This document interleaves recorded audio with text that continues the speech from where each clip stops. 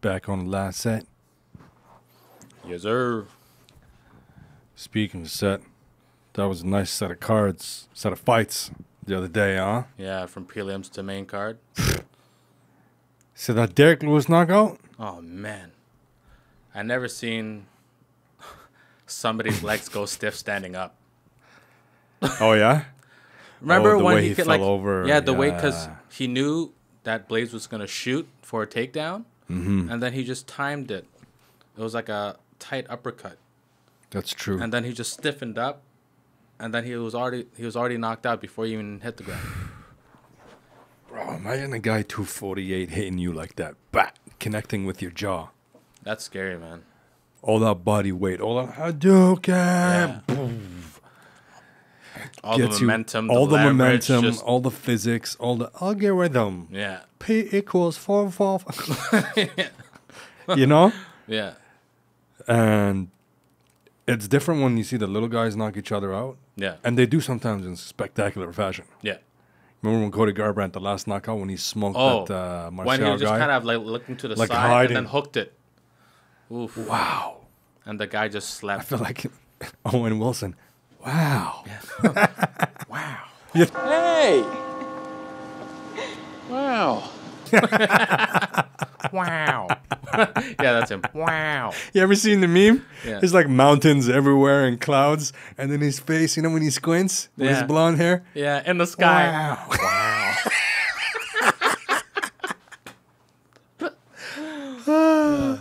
Internet always wins. Memes are hilarious, Always wins. man. It's like the cat one that I sent to you today. Yeah. The Soviet cat. Yeah, the Soviet cat. It's like, I'm going to the washroom. No, we're going to the washroom. And you see the cat just blended in with the Soviet flag. Oh, man. Yeah. Oof. It's been a nice start to the year. Yeah. Yeah, Man, man. even February the- just about to end too. You know what Derrick Lewis said on Twitter too? Bro, you know he's like, you know, since it's Black History Month, I'm gonna wait till it's over to talk shit about Curtis Blaydes. Wow. Yeah. What's this beef that they had? I don't know. I think they were just I never followed the beef that they had. That's kind of funny. I'm thinking maybe it's just like maybe it was like competitive banter, maybe taken incorrectly. I think it's something on lines of them kind of counting him out because he doesn't know how to wrestle. He only strikes. Yeah. And so they always think he's just some goofus looking out for a knockout. And He's just lucky that he's gonna gonna wrestle knock you, out. Adi, no problem. Yeah. I'm gonna take you down, right? Mm-hmm. Like a lot of people. Imagine, like for example, you come in, like these guys, mashallah, Habib. Yeah. Some of the Russians Yeah. or some other people that are like all American Division I wrestlers. Yeah. And you walk in there, and then that's the vibe, right? Everybody knows that everybody's a wrestler, bro. Yeah. Everybody's hogging that jog, like what Connor would say. Yeah. No homo. But if you're not a wrestler, of course you'll feel some sort of way. Yeah. You know what I mean? Mm-hmm. And obviously lots of fighters now that we see in the UFC fight, they use that card very easily. Like, because they say a wrestler who gets into MMA is already ahead of everybody. Yeah. Because, bro, wrestling It's everything. it's everything. Yeah. I completely control you. Yeah. I control where the fight goes. Yeah. You could throw the momentum in a completely different direction. Completely different direction. Yeah. That's why when you look at Habib, he's a genius businessman in terms of providing MMA service. Yeah. In terms of beating somebody up, right? Yeah. His model is perfect. Yeah. What do you say? Make him tired, take him on the ground, top control, tap. I just want Right? them all people. Yeah? Bro, simple concept. Yeah. You know when you're on the ground and somebody's just on you like a bear? It's very uncomfortable. Yeah. Because you're like, yeah, how is he just like putting me under that much pressure where I can't do anything? I can't do anything, and I'm starting to look for exits. Yeah. And they're getting tired from Bro, just trying to fight you. It's a rough feeling. It actually sucks. And guess what? It's super taxing on the ATP. That's the energy from your Oh, the ATP system. Yeah. right. We learned that in chemistry. You or biology, gas yeah. out, and your body stiffens up with all this acid. Mm-hmm. These guys, mashallah, they're used to it. Oh, yeah. The morning, hey, first number sneet na propnil, you know. They begin. Because my boy Jaffer told me, he said, and he took some titles home for Qatar. Oh, My no way. boys, yeah, Pakistani. Sick. Yeah, he's from a Pakistani tribe, Bataan. And he represented Qatar, brought gold a couple times. He said, bro, when I go to camp in Latvia and these places, that's all these guys know. Just wrestling. Just wrestling. Day in and out. Eat, drink, wrestle, sleep, repeat. Yeah. That's just literally all day. He said, these guys, they're not like us, man. We come spoiled. We have salary, da. These guys, the littlest, like they get nothing because it's so competitive, right? Yeah. A large volume of people in Russia. Yeah. And everybody's into the same thing. Bro, it's hard to shine as, right? Like the number 8 over there is probably somebody who'll destroy everybody else outside of. Oh, outside of Russia. I thought I was number 1, you know? You right? Yeah. So that's what happened with the Derrick Lewis thing. It's like that, like I was saying, lots of fighters, when they come into the game knowing they're wrestlers, some of them, they get already cocky, but because they think I already have an advantage over you. Yeah, because I'm skilled. Because it's true. Yeah. You do have an advantage. Yeah. But a lot of these guys, their head game is not strong. That's why it ends up going downhill. Look at Kevin Lee. Yeah. Kevin Lee was a great prospect. He was a great wrestler coming out of high school and college too.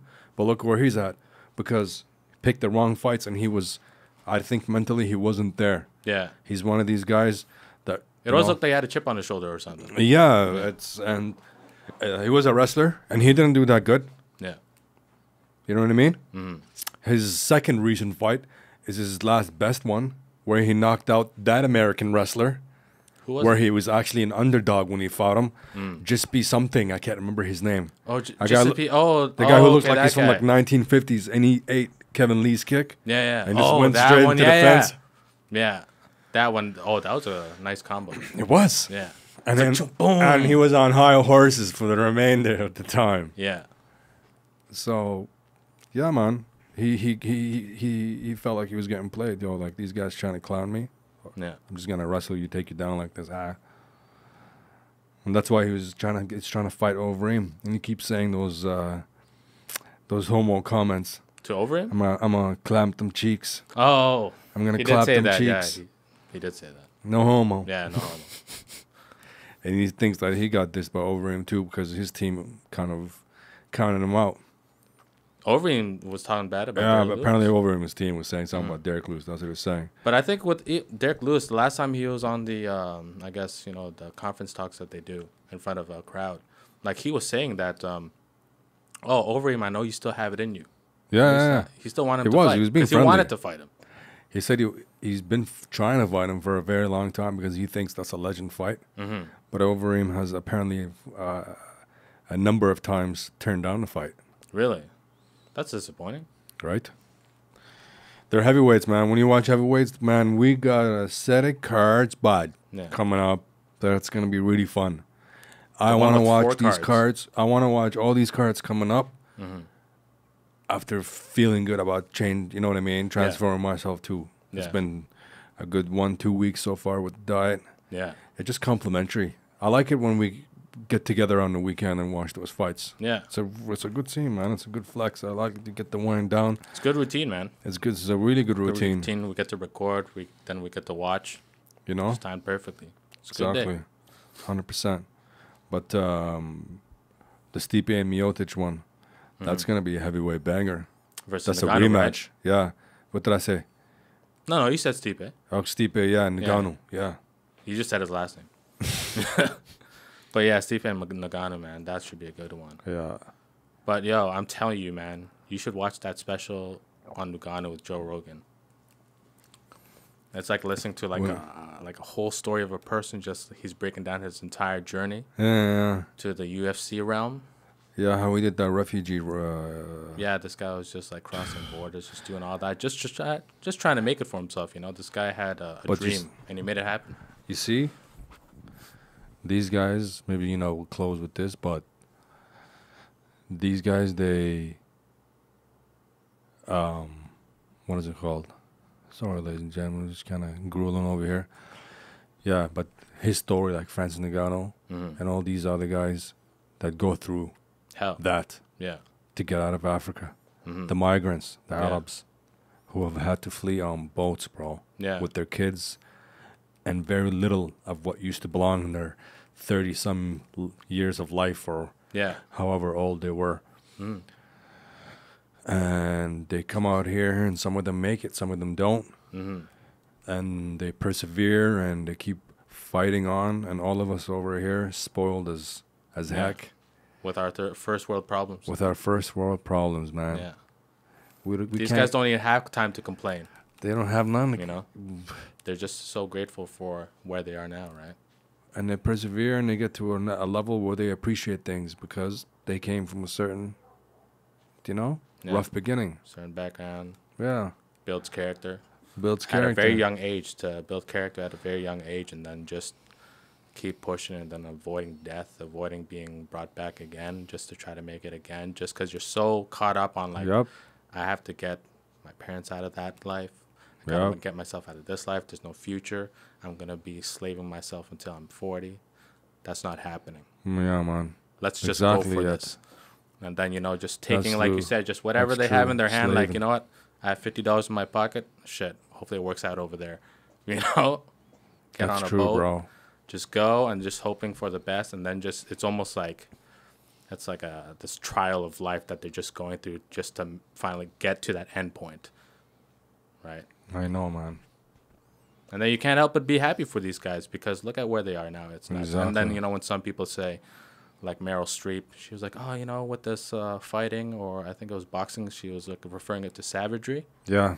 But it's like, look, who are you to just talk about people who are going to make something out of themselves? You may not agree with it because you don't see fighting as a sport. You just think people are just punching each other in the face. Yeah. But you don't obviously understand what it takes to get to that level and condition to make it happen, right?